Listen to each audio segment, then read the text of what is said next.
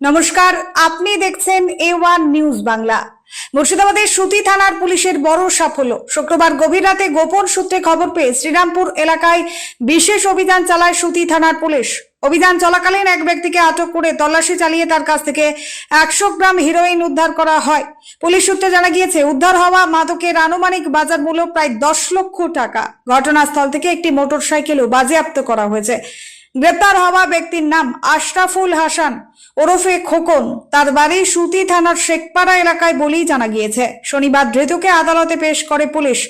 তদন্তের স্বার্থে মাদক পাচার চক্রের সঙ্গে আর কারা জড়িত এবং এই বিপুল পরিমাণ হেরোইন কোথা থেকে আনা হচ্ছিল এবং কোথায় পাচারের পরিকল্পনা ছিল সেই তথ্য জানতে 10 দিনের পুলিশি হেফাজতের আবেদন জানানো হয়েছে। পুলিশের দাবি, এই অভিযানের ফলে এলাকায় একটি বড় মাদক পাচার চক্রের হদিশ মিলতে পারে। ঘটনার তদন্ত চলছে। এই ধরনের আরো নির্ভুল ও দ্রুত খবর পেতে A1 নিউজ বাংলার সঙ্গে থাকুন। ভিডিওটি ভালো লাগলে লাইক ও শেয়ার করুন এবং চ্যানেলটি সাবস্ক্রাইব করতে ভুলবেন না।